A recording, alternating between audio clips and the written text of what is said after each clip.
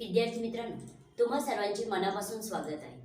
आपण इयत्ता 11वीचे अकाउंट या विषयाचे 5वे प्रकरण अभ्यासत आहोत. प्रकरणाचं नाव आहे सबसिडरी बुक्स.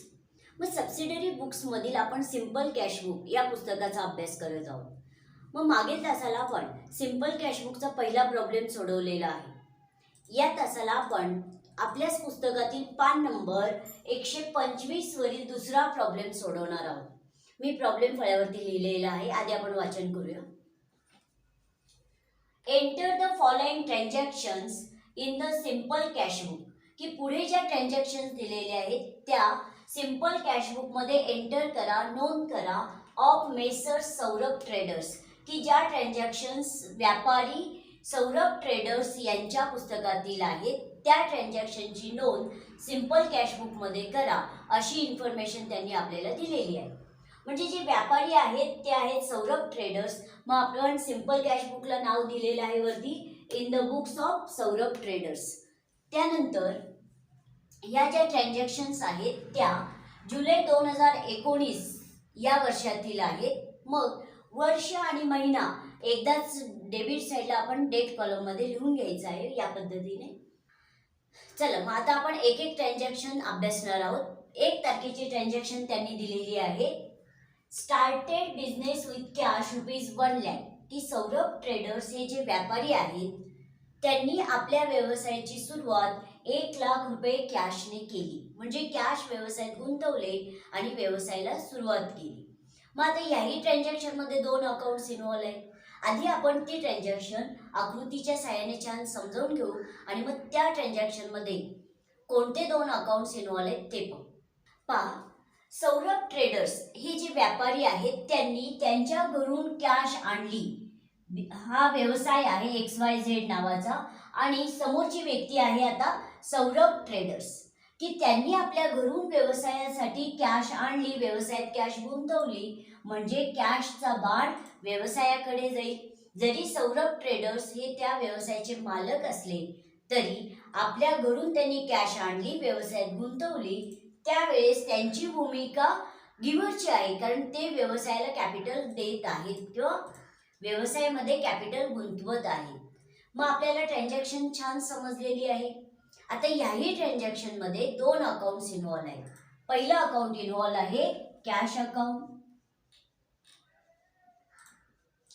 आणि दुसरा अकाउंट इन्व्हॉल्व आहे कॅपिटल अकाउंट. कारण जेव्हा व्यवसायाला सुरुवात होते तेव्हा नेहमी दुसरे अकाउंट हे कॅपिटल अकाउंट इन्व्हॉल्व असते, कारण त्यांनी आपल्या व्यवसायाला सुरुवात केली.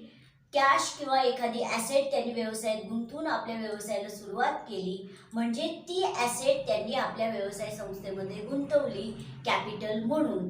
म्हणून व्यवसायाला जेव्हा सुरुवात होते तेव्हा नेहमी दुसरे अकाउंट हे कॅपिटल अकाउंट इन्व्हॉल्व असते. चला आता पहिली पायरी पूर्ण झालेली आहे. आता आपल्याला दुसरी पायरी पूर्ण करायची आहे की ते अकाउंट्स पर्सनल, रियल की nominal. Cash account is a real account, capital account is a personal account. Capital account हे पर्सनल अकाउंट यासाठी की हे जे कॅपिटल आहे ते सौरभ ट्रेडर्स किंवा जे सौरभ ट्रेडर्स व्यापारी आहेत त्यांचं कॅपिटल आहे आणि सौरभ ट्रेडर्स हे पर्सनल अकाउंट आहे, त्यामुळे कॅपिटल अकाउंट हे पर्सनल अकाउंट आहे. चला आता आपल्याला तिसरी पायरी पूर्ण करायची आहे की त्यापैकी कोणतं अकाउंट डेबिट आहे आणि कोणतं अकाउंट क्रेडिट आहे. पहा, कॅश व्यवसायात आली, कारण कॅशचा बाण व्यवसायाकडे आहे, याचा अर्थ कॅश व्यवसायात आली. आणि रियल अकाउंटचा नियम आहे debit what comes in, credit what goes out. मग कॅश व्यवसायात आल्यामुळे रियल अकाउंटच्या नियमाप्रमाणे कॅशला देऊया डेबिट. आता आपल्याला हेही माहिती आहे की एक अकाउंट डेबिट असेल तर दुसरे अकाउंट क्रेडिटच येणार आहे. तर हे जे कॅपिटल आहे ते सौरभ ट्रेडर्स यांचं कॅपिटल आहे. सौरभ ट्रेडर्स त्यावेळेस गिव्हर आहेत, कारण ते व्यवसायाला कॅश देत आहेत, ते गिव्हर आहेत. क्रेडिट द गिव्हर, कारण पर्सनल अकाउंटचा नियमच आहे debit the receiver, credit the giver. ते गिव्हर असल्यामुळे इथं आपण देऊया क्रेडिट. आता ह्या ट्रान्झॅक्शनची नोंद आपल्याला सिंपल कॅश बुक मध्ये करायची आहे. मग पहा, आपण सिंपल कॅशबुक तयार केलेले. सिंपल कॅशबुक हा कॅशबुकचाच एक उपप्रकार आहे. आपण कॅश अकाउंट ओपन केलेला आहे. मग तिथे असा प्रश्न विचारायचा की कॅश अकाउंट डेबिटला आहेत का क्रेडिटला. आता ह्या ट्रान्झॅक्शन मध्ये कॅश अकाउंट डेबिटला आहे. मग आता वाचन पहा मी कसं करत आहे. कॅश अकाउंट डेबिटला असल्यामुळे कॅश अकाउंटच्या डेबिटला टू कॅपिटल अकाउंट, तारीख आहे 1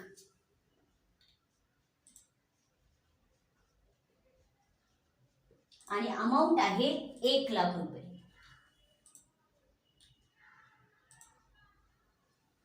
आता नॅरेशन लिहावी लागणार आहे आपल्याला, कारण सिंपल कॅशबुक हे ओरिजिनल बुक आहे, म्हणून आपल्याला सिंपल कॅशबुक मध्ये सुद्धा नॅरेशन लिहावी लागते. मग नॅरेशन येईल, being started business with cash.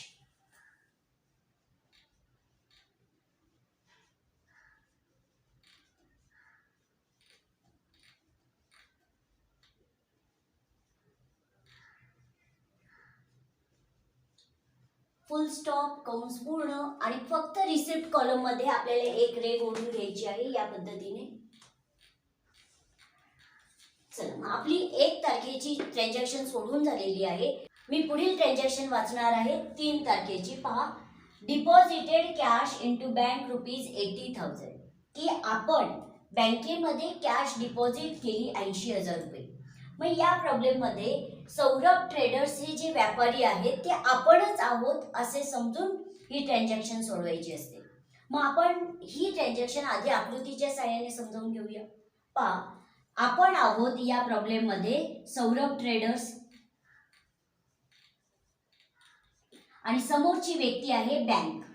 आपण आणि बँकेमध्ये झालेला हा व्यवहार आहे की आपण डिपॉझिट केलेली आहे कॅश बँकेमध्ये, म्हणजे कॅशचा बाण बँकेकडे जाईल.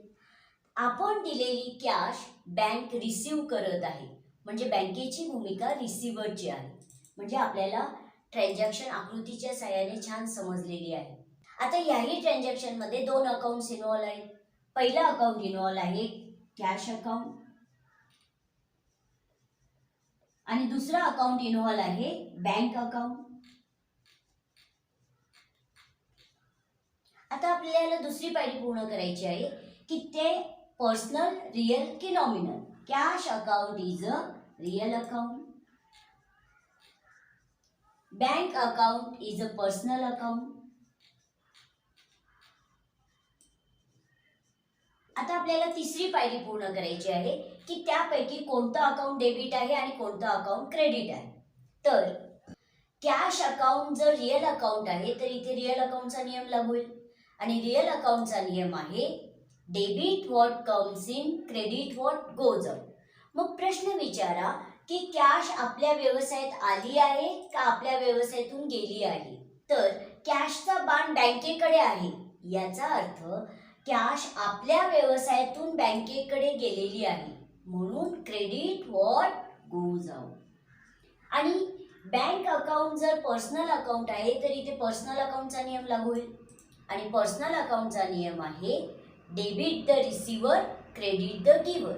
मग पर्सनल अकाउंट आल्यानंतर नेहमी प्रश्न असा विचारायचा की त्या व्यक्तीची भूमिका रिसिव्हरची आहे का गिव्हरची आहे.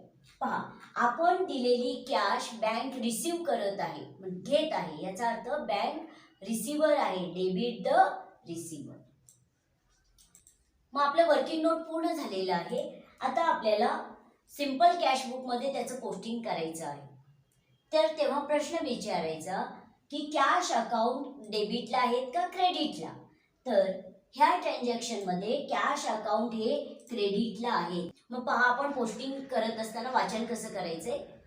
कॅश अकाउंट क्रेडिटला असल्यामुळे कॅश अकाउंटच्या क्रेडिटला बाय बँक अकाउंट, तारीख आहे 3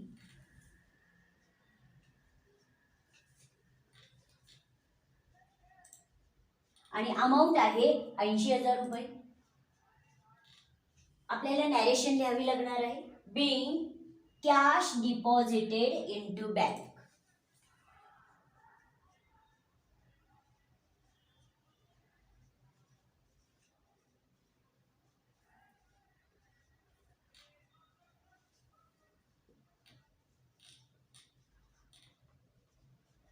फुल स्टॉप, कंस पूर्ण आणि फक्त पेमेंट कॉलम मध्ये आपल्याला एक रे बोलून घ्यायची आहे या पद्धतीने.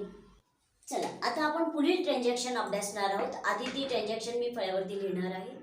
पहा, पुढील ट्रान्झॅक्शन मी लिहिलेली आहे फळ्यावरती 5 तारखेची. आधी आपण त्या ट्रान्झॅक्शनचं वाचन करूया. परचेस स्टेशनरी फॉर कॅश ₹2000, की आपण स्टेशनरी परचेस केली 2000 रुपयांना आणि ही जी स्टेशनरी आहे ती आपण कॅशने परचेस केली, असा त्या ट्रान्झॅक्शनचा अर्थ आहे. याही ट्रान्झॅक्शनमध्ये 2 अकाउंट्स इन्व्हॉल्व आहेत. पहिलं अकाउंट इन्व्हॉल्व आहे स्टेशनरी अकाउंट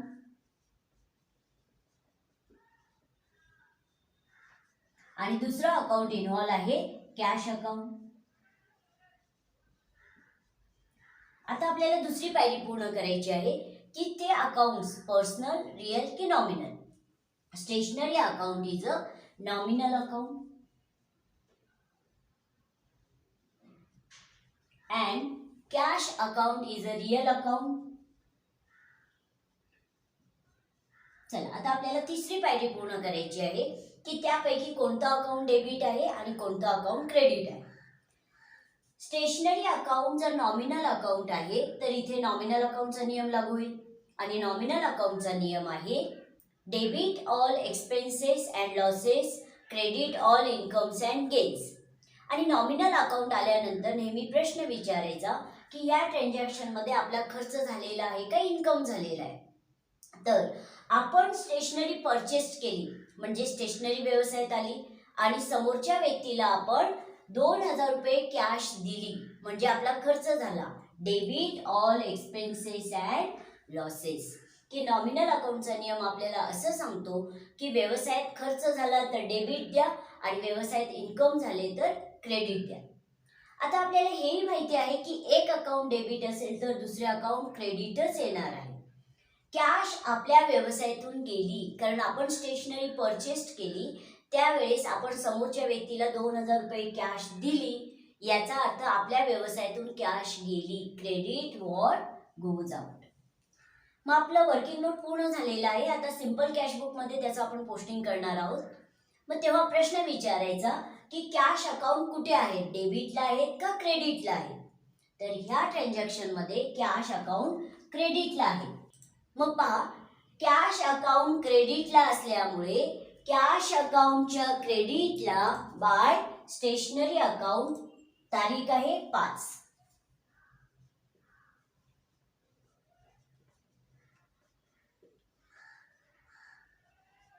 आणि अमाऊंट आहे 2000 रुपये. Narration being purchased stationery for cash.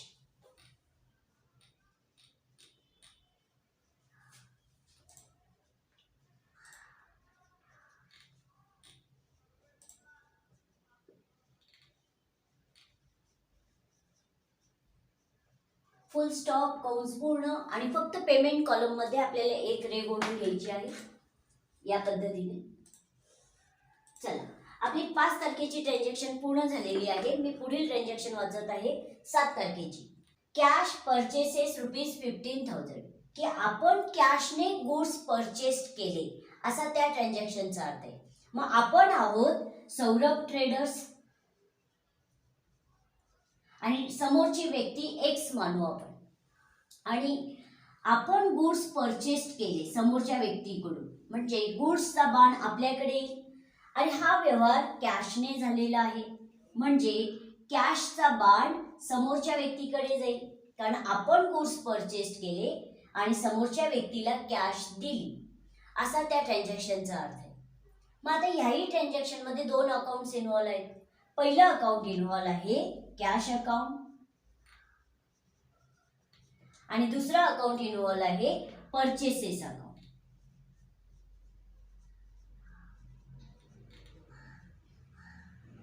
आता आपल्याला दुसरी पायरी पूर्ण करायची आहे की ते अकाउंट्स पर्सनल, रियल की nominal. Cash account is a real account, purchases account is a nominal account. आता तिसरी पायरी, कॅश अकाउंट जर रियल अकाउंट आहे तर इथे रियल अकाउंटचा नियम लागू होईल. Debit what comes in, credit what goes out. मग प्रश्न विचारा की कॅश आपल्या व्यवसायात आली आहे का व्यवसायातून गेली आहे. पहा, कॅशचा बाण आपल्या व्यवसायातून बाहेर गेलेला आहे, याचा अर्थ कॅश व्यवसायातून गेली. Credit what goes out. आता एक अकाउंट क्रेडिट असेल तर दुसरे अकाउंट डेबिटच येणार आहे, कारण आपला खर्च झाला. Debit all expenses and losses. चला, आपलं वर्किंग नोट पूर्ण झालेलं आहे. आता आपण पोस्टिंग करूया. मग तेव्हा प्रश्न विचारायचा की ह्या ट्रान्झॅक्शन मध्ये कॅश अकाउंट डेबिटला आहेत का क्रेडिटला. तर इथे कॅश अकाउंट क्रेडिटला आहे. पहा मी वाचन कसं करत आहे. कॅश अकाउंट क्रेडिटला असल्यामुळे कॅश अकाउंटच्या क्रेडिटला बाय परचेसेस अकाउंट तारीख आहे 7.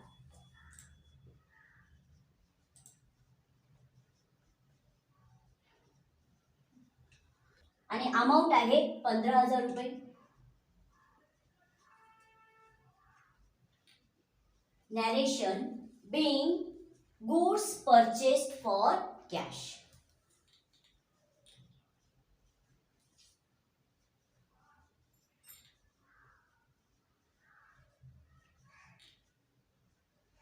फुल स्टॉप, कंस पूर्ण आणि फक्त पेमेंट कॉलम मध्ये आपल्याला एक रेघ ओढून घ्यायची आहे. चल, आधी पुढील ट्रान्झॅक्शन मी फळ्यावरती लिहिणार आहे. पहा, पुढील मी 8 तारखेची ट्रान्झॅक्शन फळ्यावरती लिहिलेली आहे. आधी आपण तिचं वाचन करूया. Sold goods for cash. आपण कॅशने माल विकला. ₹20,000, 20,000 रुपयांचा माल आपण कॅशने विकला ॲट 8% ट्रेड डिस्काउंट. आणि त्यावेळेस आपण समोरच्या ग्राहकाला 8% ट्रेड डिस्काउंट दिलेला आहे. मग आता ही ट्रान्झॅक्शन अशी घडलेली आहे की आपण आहोत सौरभ ट्रेडर्स आणि समोरची व्यक्ती आपण एक्स असे मानू.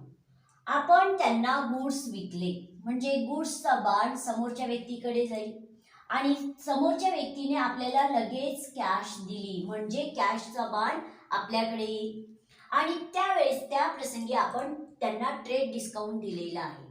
आणि हा जो ट्रेड डिस्काउंट आहे तो फक्त अमाऊंट मध्ये बदल होतो, त्याची नोंद जर्नल एंट्री मध्ये येत नाही किंवा डेबिट क्रेडिट मध्ये ट्रेड डिस्काउंट आपल्याला दिसत नाही. म्हणजे आता अमाऊंट मध्येच बदल करायचा आहे आपल्याला. म्हणून आधी कोणते 2 अकाउंट्स इन्व्हॉल्व आहेत ते आपण अभ्यासू. पहिलं अकाउंट इन्व्हॉल्व आहे कॅश अकाउंट, कारण हा व्यवहार कॅशने झालेला आहे. आपण माल विकला, लगेच समोरच्या व्यक्तीने आपल्याला कॅश दिली, म्हणजे हा व्यवहार कॅशचा आहे. आणि दुसरा अकाउंट इन्व्हॉल्व आहे गुड्स ऐवजी आपण सेल्स अकाउंट घेतो, कारण आपण माल विकला. सोल्ड ऐवजी आपण इथे घेतलेला आहे सेल्स अकाउंट. आता ते अकाउंट्स पर्सनल, रियल की nominal. Cash account is a real account, sales account is a nominal account. आता आपल्याला तिसरी पायरी पूर्ण करायची आहे की त्यापैकी कोणतं अकाउंट डेबिट आहे आणि कोणतं अकाउंट क्रेडिट आहे. पहा, कॅश अकाउंट जर रियल अकाउंट आहे तर इथे रियल अकाउंटचा नियम लागू होईल. आणि रियल अकाउंटचा नियम आहे debit what comes in, credit what goes out. मग प्रश्न विचारा की कॅश व्यवसायात आली आहे का गेली आहे. तर कॅशचा बाण आपल्याकडे आहे, याचा अर्थ कॅश आपल्या व्यवसायात आली आहे. Debit what comes in.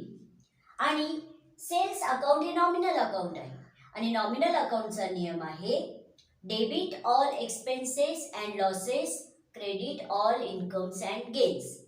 की आपण माल विकला त्यावेळेस आपल्याला कॅश मिळाली, आपलं इन्कम झालं. Credit all incomes and gains. मग आपलं वर्किंग नोट पूर्ण झालेलं आहे. फक्त अमाऊंट मध्ये जो बदल आहे, कारण ट्रेड डिस्काउंट दिलेला आहे 8%. मग एकूण जो आपण माल विकलेला आहे तो विकलेला आहे 20,000 रुपयांचा, गुणिले त्यावरती आपण त्यांना डिस्काउंट दिलेला आहे 8% भागिले 100. असा भागाकार गुणाकार केल्यानंतर उत्तर आलेलं आहे 1,600 रुपये. म्हणजे आपण त्या मालावर 1,600 रुपये त्यांना डिस्काउंट दिला. मग एकूण मालाची जी किंमत आहे 20,000 वजा 1600 डिस्काउंट. मग वजाबाकी केल्यानंतर उत्तर आलेलं आहे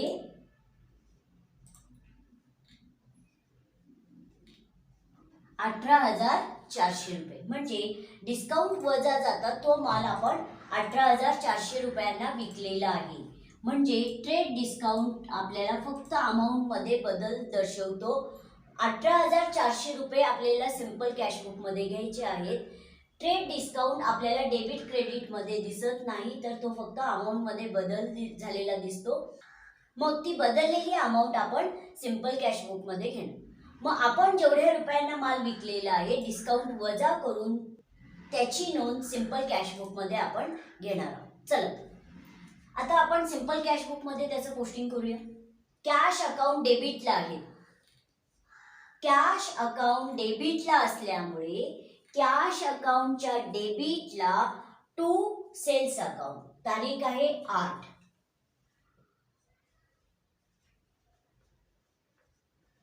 आणि अमाऊंट आहे 18,400 रुपये. Narration being sold goods for cash.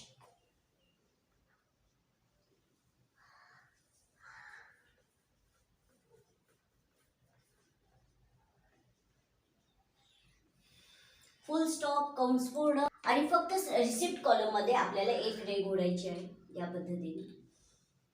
चला आपली 8 तारखेची ट्रान्झॅक्शन पूर्ण झालेली आहे. आपण पुढील ट्रान्झॅक्शन अभ्यासणार आहोत 10 तारखेची. त्या ट्रान्झॅक्शनचं आपण वाचन करूया. पहा, पेड इन्शुरन्स प्रीमियम ₹5,000. पेड म्हणजे दिले, इन्शुरन्स म्हणजे विमा आणि प्रीमियम म्हणजे हप्ता, की विम्याचा हप्ता आपण 5,000 रुपये पेड केला, असा त्या ट्रान्झॅक्शनचा अर्थ आहे. मग याही ट्रान्झॅक्शन मध्ये 2 अकाउंट्स इन्व्हॉल्व आहेत. पहिलं अकाउंट इन्व्हॉल्व आहे इन्शुरन्स प्रीमियम अकाउंट.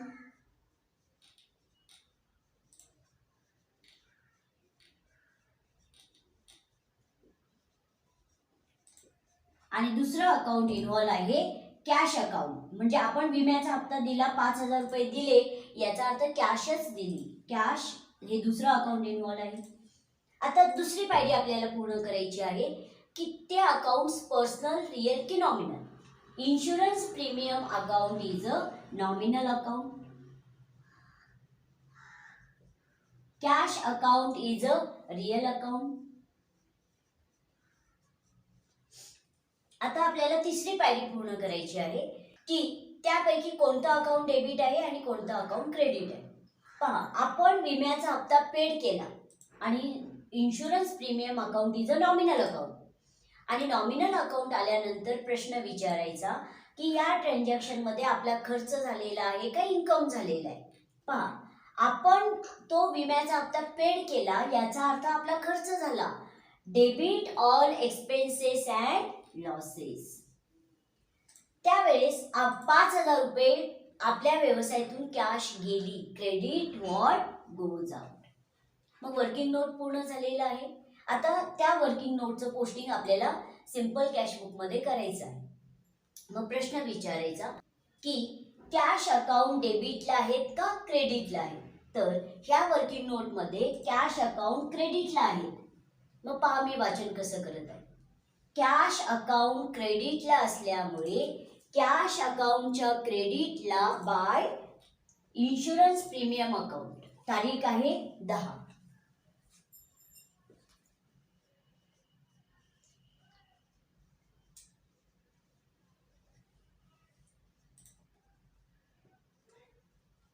आणि अमाऊंट आहे 5,000 रुपये. Narration being paid insurance premium किंवा इन्शुरन्स प्रीमियम पेड असेही आपण नॅरेशन लिहू शकतो. बीइंग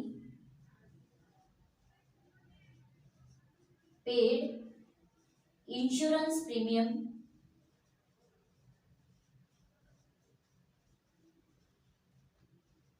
फुल स्टॉप, कंस पूर्ण आणि फक्त पेमेंट कॉलम मध्ये आपल्याला एक रेघ ओढून घ्यायची आहे. चला आता आपण पुढील ट्रान्झॅक्शन अभ्यासणार आहोत. आधी ती ट्रान्झॅक्शन मी फळ्यावरती लिहिणार आहे. पहा, पुढील ट्रान्झॅक्शन मी फळ्यावरती लिहिलेली आहे. ट्रान्झॅक्शन आहे 12 तारखेची. पेड कॅश टू दीक्षित ₹10,000 की आपण दीक्षित यांना 10,000 रुपये कॅश पेड केली. आपण आहोत सौरभ ट्रेडर्स आणि समोरची व्यक्ती आहे दीक्षित, की आपण त्यांना कॅश पेड केली म्हणजे दिली, म्हणजे कॅशचा बाण दीक्षित यांच्याकडे जाईल आणि आपण दिलेली कॅश दीक्षित रिसीव करत आहेत, घेत आहेत, म्हणजे ते रिसिव्हर आहेत. मग आपल्याला ट्रान्झॅक्शन समजलेली आहे. याही ट्रान्झॅक्शनमध्ये 2 अकाउंट्स इन्व्हॉल्व आहेत. पहिलं अकाउंट इन्व्हॉल्व आहे कॅश अकाउंट आणि दुसरं अकाउंट इन्व्हॉल्व आहे दीक्षित अकाउंट.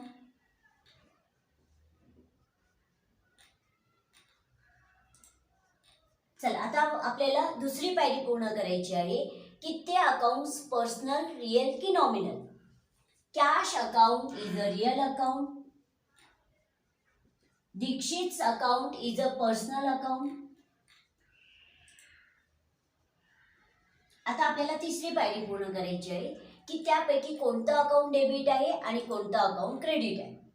पहा, कॅश आपल्या व्यवसायातून गेलेली आहे आणि रियल अकाउंटचा नियम आहे debit what comes in, credit what goes out. कारण आपल्या व्यवसायातून बाण समोरच्या व्यक्तीकडे आहे, याचा अर्थ कॅश व्यवसायातून गेलेली आहे, क्रेडिट व्हॉट गोज आउट. मग आपण दिलेली कॅश दीक्षित रिसीव करत आहे, debit the receiver, credit the giver. कारण दीक्षितच अकाउंट हे पर्सनल अकाउंट आहे आणि पर्सनल अकाउंटचा नियम आहे debit the receiver, credit the giver. मग आपलं वर्किंग नोट पूर्ण झालेलं आहे. आता आपण सिंपल कॅश बुक मध्ये त्याचं पोस्टिंग करूया. तेव्हा प्रश्न विचारायचा की कॅश अकाउंट डेबिटला आहेत की क्रेडिटला.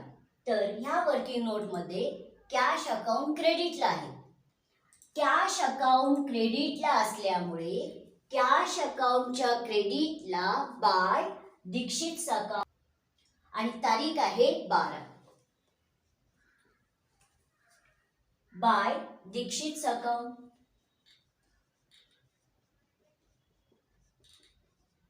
आणि अमाऊंट आहे 10,000 रुपये.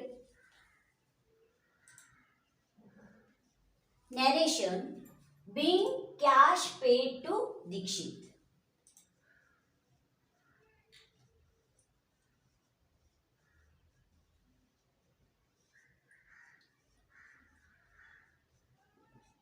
फुल स्टॉप आणि फक्त पेमेंट कॉलम मध्ये आपल्याला एक रेघ ओढून घ्यायची आहे. चल आता आपण पुढील ट्रान्झॅक्शन अभ्यासणार आहोत. ती ट्रान्झॅक्शन आपल्याला फळ्यावरती दिसत आहे. तारीख आहे 15.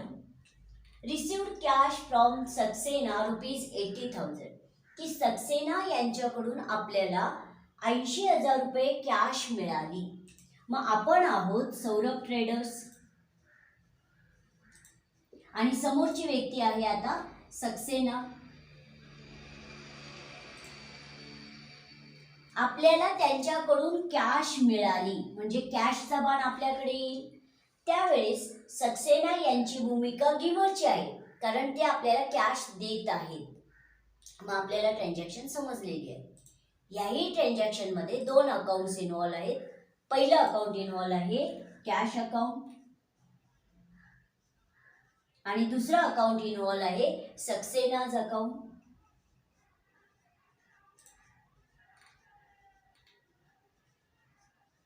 आता आपल्याला दुसरी पायरी पूर्ण करायची आहे. पर्सनल, रियल की नॉमिनल.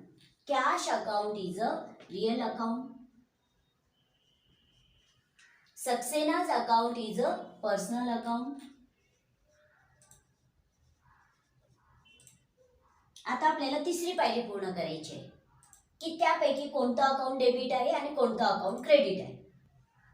कॅश आपल्या व्यवसायात आलेली आहे कारण कॅशचा बाण आपल्याकडे आहे आणि रियल अकाउंटच्या नियमाप्रमाणे डेबिट व्हॉट कम्स इन. आणि आपल्याला हेही माहिती आहे की एक अकाउंट डेबिट असेल तर दुसरे अकाउंट क्रेडिटच येणार आहे. फक्त आपलं उत्तर बरोबर आहे की नाही पाहू. सक्सेनाज अकाउंट जर पर्सनल अकाउंट आहे तर इथे पर्सनल अकाउंटचा नियम लागू होईल आणि पर्सनल अकाउंटचा नियम आहे debit the receiver, credit the giver. आणि सक्सेना हे गिव्हर आहेत कारण ते आपल्याला कॅश देत आहेत. क्रेडिट द गिव्हर म्हणजे आपलं उत्तर बरोबर आहे. चला मग आता आपल्याला सिम्पल कॅश बुकमध्ये त्याचं पोस्टिंग करायचं आहे. कॅश अकाउंट डेबिटला आहेत. कॅश अकाउंट डेबिटला असल्यामुळे कॅश अकाउंटच्या डेबिटला टू सक्सेनाज अकाउंट, तारीख आहे 15.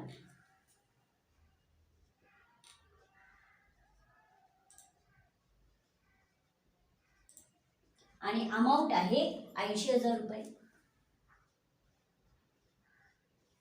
Narration being cash received from Saxena.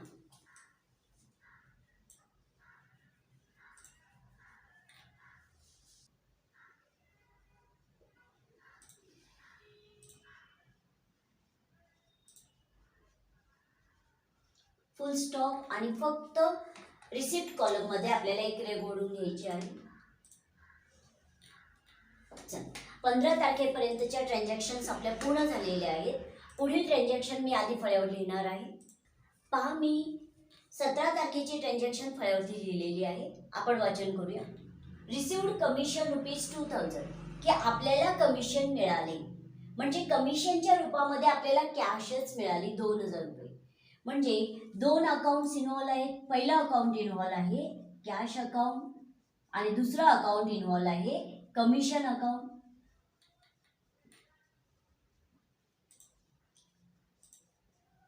Cash account is a real account, commission account is a nominal account. की आपल्याला कमिशन मिळाले. आपण आहोत सौरभ ट्रेडर्स.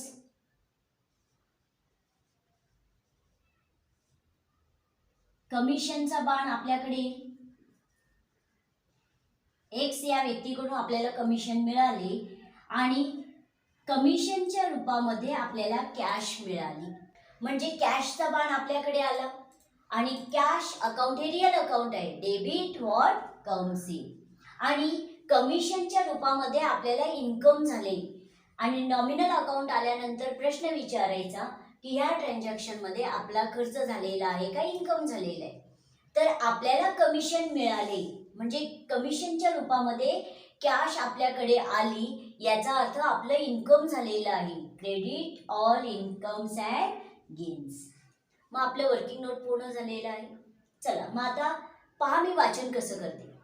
कॅश अकाउंट डेबिटला असल्यामुळे कॅश अकाउंटच्या डेबिटला टू कमिशन अकाउंट, तारीख आहे 17.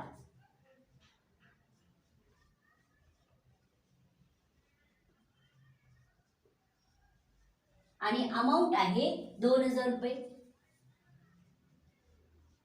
Narration being received commission.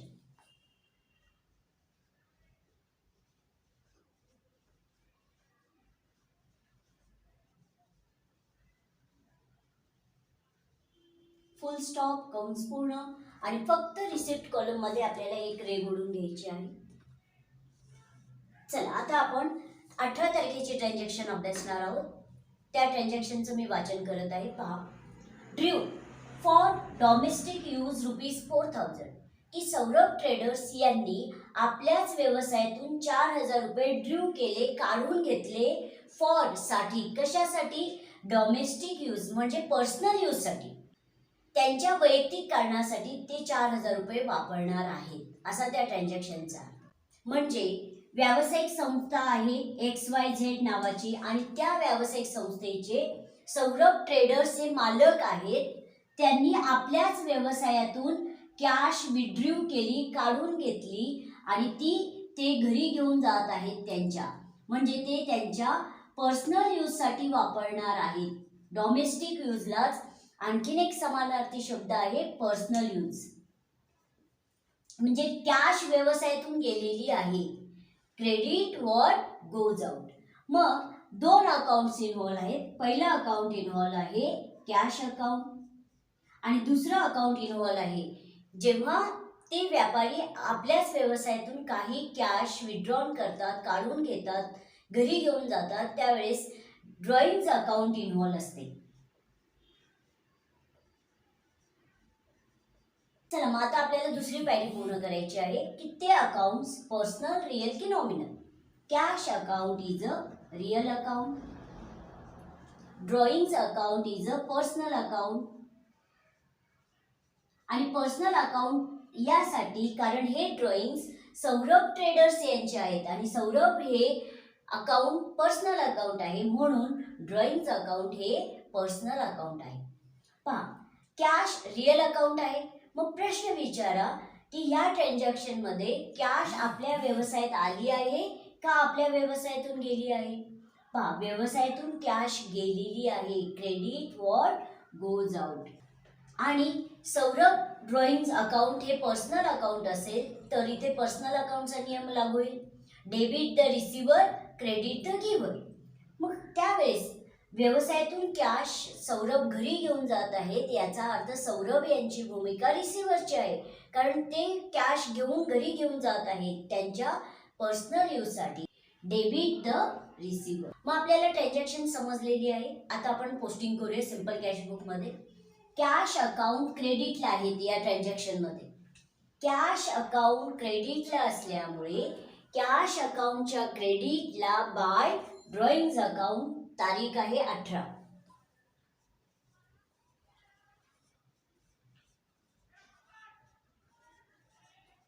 आणि अमाऊंट आहे 4000 रुपये. Narration being cash withdrew for domestic use.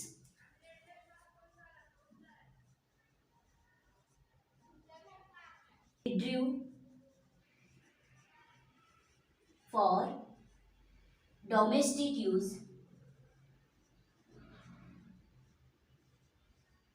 Full stop कंस पूर्ण. आता आपण पुढील ट्रान्झॅक्शन अभ्यासणार आहोत. शेवटच्या 3 ट्रान्झॅक्शन्स राहिलेले आहेत. आधी त्या 3 ट्रान्झॅक्शन्स मी फळ्यावरती लिहिणार आहे. पहा, आपण पुढील 22 तारखेची ट्रान्झॅक्शन अभ्यासणार आहोत. सोल्ड ओल्ड फर्निचर ₹5000, की आपण जुने फर्निचर 5000 रुपयांना विकले, सोल्ड आउट केले, विकले. म्हणजे आपण आहोत सौरभ ट्रेडर्स, समोरची व्यक्ती एक्स मानू, आपण त्यांना फर्निचर विकले. म्हणजे फर्निचरचा बाण त्यांच्याकडे जाईल आणि लगेच त्यांनी आपल्याला कॅश दिली, म्हणजे कॅशचा बाण आपल्याकडे येईल. मग आपल्याला आकृतीच्या सहाय्याने ट्रान्झॅक्शन समजलेली आहे. याही ट्रान्झॅक्शन मध्ये 2 अकाउंट्स इन्व्हॉल्व आहेत. पहिलं अकाउंट इन्व्हॉल्व आहे फर्निचर अकाउंट आणि दुसरं अकाउंट इन्व्हॉल्व आहे कॅश अकाउंट, कारण हा व्यवहार कॅशने झालेला आहे. आता ते अकाउंट्स पर्सनल, रिअल की nominal. Furniture account is a real account, cash account is a real account. चला, आता त्यापैकी कोणतं अकाउंट डेबिट आहे आणि कोणतं अकाउंट क्रेडिट आहे. दोन्ही अकाउंट रिअल अकाउंट आहेत, म्हणजे रिअल अकाउंटचा नियम लागू होईल. Debit what comes in, credit what goes out. मग प्रश्न विचारा की आपल्या व्यवसायात काय आले आणि व्यवसायातून काय गेले. तर कॅश आली, कारण कॅशचा बाण आपल्याकडे आहे, आणि फर्निचर गेले. कॅश अकाउंट डेबिट येतील आणि फर्निचर अकाउंटला क्रेडिट द्यावं लागेल आपल्याला. डेबिट व्हॉट कम्स इन आणि क्रेडिट व्हॉट गोज आउट. चला मग आता प्रश्न विचारा की कॅश अकाउंट कुठे आहे. डेबिटला आहेत या ट्रान्झॅक्शन मध्ये. कॅश अकाउंट डेबिटला असल्यामुळे कॅश अकाउंटच्या डेबिटला टू फर्निचर अकाउंट, तारीख आहे 22.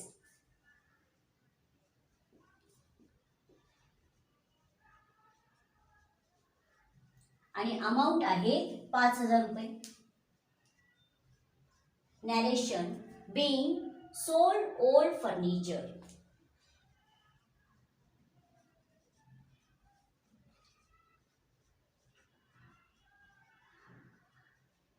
फुल स्टॉप कंस पूर्ण आणि फक्त रिसिप्ट कॉलम मध्ये आपल्याला एक रेघ ओढून घ्यायची आहे या पद्धतीने. चला, आपली 22 तारखेची ट्रान्झॅक्शन पूर्ण झालेली आहे. आपण आता 25 तारखेची ट्रान्झॅक्शन अभ्यासणार आहोत. पेड सॅलरी टू राम ₹6000, की आपण राम यांना सॅलरी पेड केली. पहा, 2 अकाउंट्स इन्व्हॉल्व आहेत. पहिला अकाउंट इन्व्हॉल्व आहे सॅलरी अकाउंट आणि दुसरं अकाउंट इन्व्हॉल्व आहे कॅश अकाउंट, कारण आपण ती सॅलरी कॅशने पेड केली म्हणून दुसरं अकाउंट इन्व्हॉल्व आहे cash account. Salary account is a nominal account. Cash account is a real account. आता आपल्याला तिसरी पायरी पूर्ण करायची आहे. सॅलरी अकाउंट हे जर नॉमिनल अकाउंट आहे तर नॉमिनल अकाउंटचा नियम लागू होईल. Debit all expenses and losses. आपला खर्च झाला कारण आपण सॅलरी पेड केली, आपला खर्च झाला. Debit all expenses and losses. आणि सॅलरीच्या रूपामध्ये कॅश आपल्या व्यवसायातून गेलेली आहे. Credit what goes out. Real अकाउंटच्या नियमाप्रमाणे आपण क्रेडिट दिलं. पहा कॅश अकाउंट क्रेडिटला आहे म्हणजे पोस्टिंग करताना आपल्याला कॅश अकाउंटच्या क्रेडिटला त्याचं पोस्टिंग करावं लागेल. मग इथे मला जागा पुरणार नाही, मग हे आता मी पुसून घेणार आहे आधी. पहा मग मी वाचन कसं करत आहे. कॅश अकाउंट क्रेडिटला असल्यामुळे कॅश अकाउंटच्या क्रेडिटला बाय सॅलरी अकाउंट तारीख आहे 25 आणि अमाऊंट आहे 6000 रुपये. Narration. being salary paid to Ram.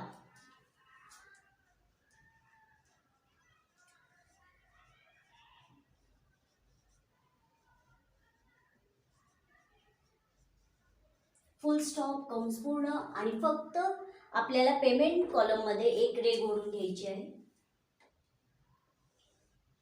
चला मग आपली 25 तारखेची ट्रान्झॅक्शन पूर्ण झालेली आहे. आता शेवटचीच ट्रान्झॅक्शन आहे, आपण त्या ट्रान्झॅक्शनचं वाचन करूया. Received interest ₹4000. की आपल्याला 30 तारखेला ट्रान्झॅक्शन अशी दिसत आहे की आपल्याला इंटरेस्ट मिळालेले आहे 4000 रुपये. म्हणजे आपल्याला इंटरेस्टच्या रूपामध्ये कॅशच मिळालेली आहे 4000 रुपये असा अर्थ आहे. मग आता दोन अकाउंट्स इन्व्हॉल्व आहेत. पहिलं अकाउंट इन्व्हॉल्व आहे कॅश अकाउंट आणि दुसरं अकाउंट इन्व्हॉल्व आहे इंटरेस्ट अकाउंट. इंटरेस्ट मिळाला म्हणजे व्याज मिळाले आपल्याला असा अर्थ आहे. आता दुसरी पायरी. Cash account is a real account. Interest account is a nominal account. तिसरी पायरी. त्यापैकी कोणतं अकाउंट डेबिट आहे आणि कोणतं अकाउंट क्रेडिट आहे. पहा इंटरेस्ट आपल्याला मिळाले 4000 रुपये म्हणजे इंटरेस्टच्या रूपामध्ये आपल्याला कॅश मिळाली म्हणजे कॅश व्यवसायात आली. Debit what comes in. Cash व्यवसायात आल्यामुळे रिअल अकाउंटच्या नियमाप्रमाणे आपण तिथे डेबिट दिलं. त्यानंतर नॉमिनल अकाउंट आल्यानंतर नेहमी प्रश्न विचारायचा की या ट्रान्झॅक्शनमध्ये आपला खर्च झालेला आहे की इन्कम झालेला आहे. तर आपल्याला इंटरेस्ट मिळाला म्हणजे आपल्याला फायदा झाला, आपलं इन्कम झालं. Credit all incomes and gains. चला आपलं वर्किंग नोट पूर्ण झालेलं आहे. कॅश अकाउंट डेबिटला आहेत. कॅश अकाउंट डेबिटला असल्यामुळे कॅश अकाउंटच्या डेबिटला टू इंटरेस्ट अकाउंट तारीख आहे 30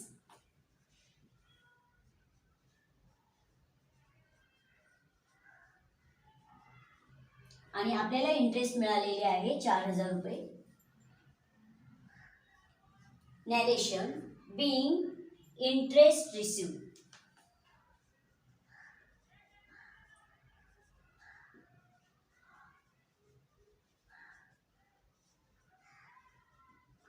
फुल स्टॉप कंस पूर्ण आणि फक्त रिसिप्ट कॉलम मध्ये आपल्याला एक रेघ ओढून घ्यायची आहे. मुलांनो आपला पूर्ण प्रॉब्लेम झालेला आहे सोडून. मग आता आपल्याला सिंपल कॅशबुक क्लोज करायचं आहे.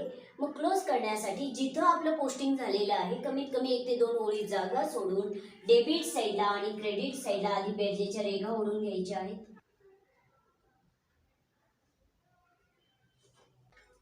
मी या पद्धतीने रेघा ओढून झालेल्या आहेत आपल्या. आता सिंपल कॅशबुकच्या क्रेडिट साईडची स्वतंत्र बेरीज करायची आहे आणि डेबिट साईडची स्वतंत्र बेरीज करायची आहे.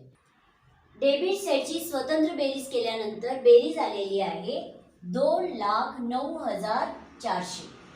आणि क्रेडिट साईडची स्वतंत्र बेरीज केल्यानंतर बेरीज आलेली आहे 1,22,000.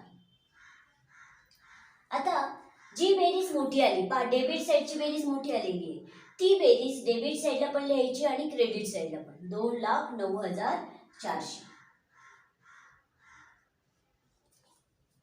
2,09,400.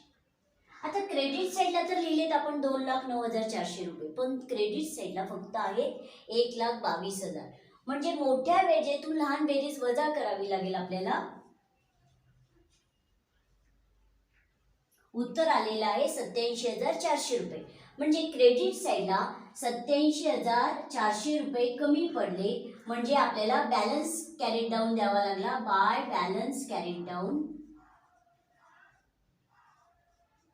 आणि जो मागील महिन्यामध्ये बॅलन्स कॅरीड डाऊन आहे तो पुढील महिन्यामध्ये विरुद्ध बाजूला टू बॅलन्स ब्रॉट डाऊन 87,400 रुपये. आता बॅलन्स कॅरीड डाऊनलाही तारीख असते आणि बॅलन्स ब्रॉट डाऊनलाही तारीख असते. बॅलन्स कॅरीड डाऊनची तारीख ही त्या महिन्यातील शेवटची तारीख असते आणि आपल्याला ह्या ट्रान्झॅक्शन्स दिलेले आहेत जुलै महिन्यातील. म्हणजे जुलै महिन्याचा शेवटचा दिवस आहे 31 जुलै आणि बॅलन्स ब्रॉट डाऊनची तारीख नेहमी एकच असते. मग जुलै नंतर पुढील महिना आहे ऑगस्ट. तर अशा पद्धतीने आज आपण पुस्तकातील दुसरा प्रॉब्लेम पूर्ण केलेला आहे. धन्यवाद.